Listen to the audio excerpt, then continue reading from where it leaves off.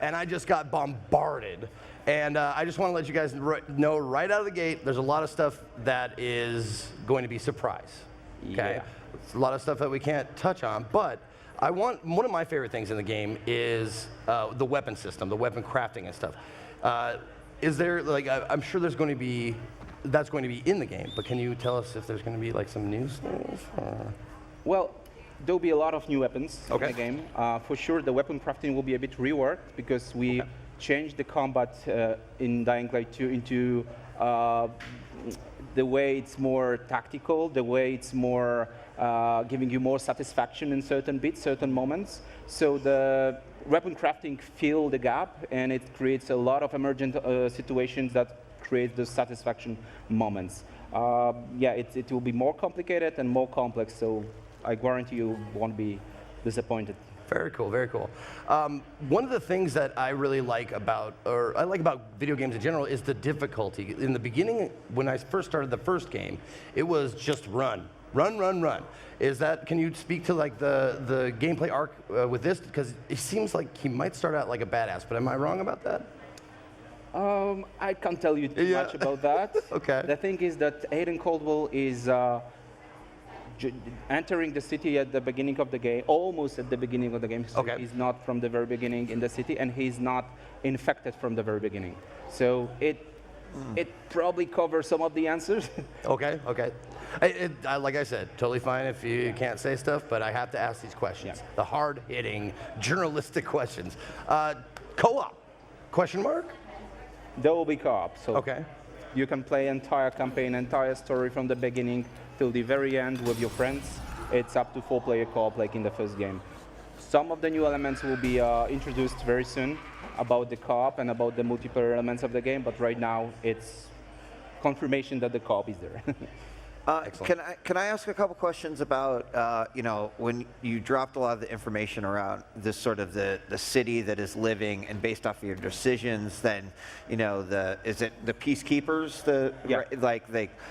they could react differently to you or what is happening or saving a citizen, et cetera, et cetera. I'm curious if you can talk at all about how this new character Aiden now, and what arguably has to be an interesting thing within this world, to be infected and keeping that a secret, et cetera. Is that also going to be playing into like some of the decisions and how people or different organizations might be reacting to me in the game? Yeah, it plays a pretty big role. One of the big pushes with Dying Light 2 was to sort of like really focus on choice and consequences. And like, you know, working on like RPG games in the past, it's really easy to do that with like human interactions. Right, right. But what's really impressed me about Dying Light 2 is the sheer amount of environmental reactivity that may occur as a result of your actions in the game. And really, when I saw the first few examples of it, I'm like, Adrian, you got to be freaking kidding me. He's like, no, wait, watch this. It's really empowering for a player. Yeah, I mean, that is exciting overall too, because it means that when Zeke plays and I play and we start talking about it, it's like, well, no, wait a second, that didn't happen. It's like, well, I made these decisions, and to me as a player, that is also interesting because I tend to be a good player on the side of like maybe chaotic good, but more good. And when you get put up with those even more difficult decisions and you don't know what effect that will have, like on the ripples on the world, that's super exciting. Yeah, one of the big goals is actually have the players sort of like discuss their experiences and how their gameplay has been different in each playthrough, and then share it online and talk with each other and share their experiences. That was also a big part of it. Yeah. And when you talk, like you actually mentioned each playthrough, can you talk about like the replayability factor? Yeah, you can finish the game without seeing 50% of the content even. So really, when you play again, speedrunners, are you listening? That's a challenge. So the cool thing is, like, when you're playing again, you know the consequences based on your previous choices. So now you can turn left, turn right, and play it differently, and the world will look different. So it's a super exciting motivation for playing this game again, especially if this is the action game, and a lot of choices have the tremendous influence into the game world. So the scale of the consequences is super high. Sometimes it's really like from movies, like disaster movies with 2012 or something like that. Like apocalyptic I like this. choices. I like the sound so of if this. you play it differently, you're gonna see different things. So it's very much connected with Dying Light. Will we as players know the weight as we're making some of these decisions, or? Yeah, actually, the way the choices are framed, it's always fair to the player to let them know what the stakes are. But then Sometimes, we I put guess, it kind of helps. But then, we dump a crap load of pressure on the player at the moment when they make the decision. So you know what the stakes are. You've got limited time to decide, and there are pluses and minuses to each one. But we want players to be able to make those difficult decisions, and then also be see the results of those in the game world. Awesome. Yeah, but the thing is that we were working a lot on those choices to make sure that we won't lose the DNA of Dying Light 1. And it's for sure the action game. So this thinking aspect, what to pick, the A or B or C or D, it's not like in strategical game where you really need to think a lot. To think, oh, should I go left or should I go right? So it's much more like the action. So there's the time is there, it limits you, but it's like you feel that you need to go A or B, and there's no point to go B for the player. So it's not like the strategical choice. Yeah. So we mostly focus on consequence rather than choice. Yeah.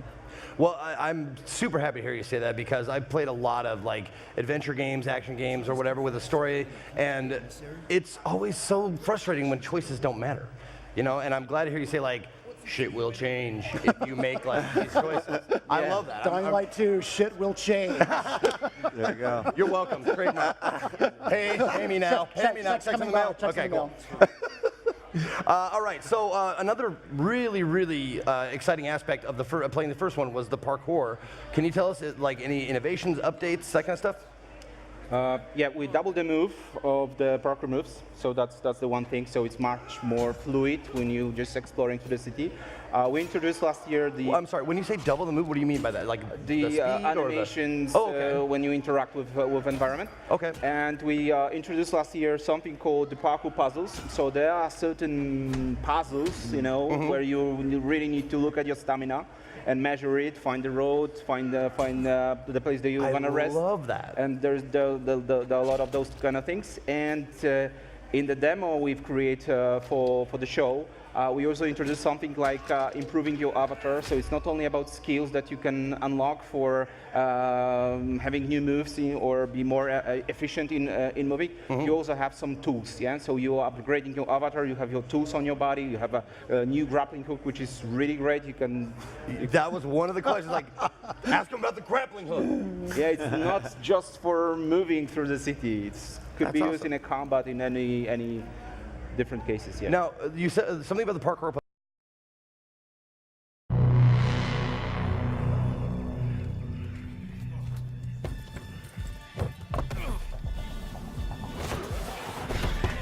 When my father saved my life, he told me never to forget who I am, where I come from. But in this place, nobody even wants to know my name. Getting attached is deadly.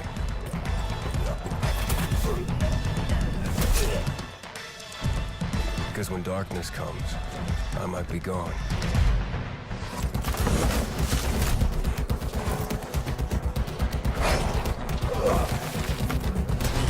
The virus tore society apart, but I won't let it turn me into an enemy.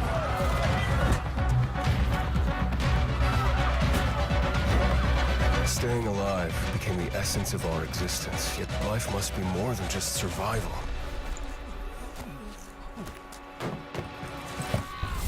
Every day, the disease tries to crush us and make us forget who we are, but I keep fighting. My name is Aiden, and I am infected.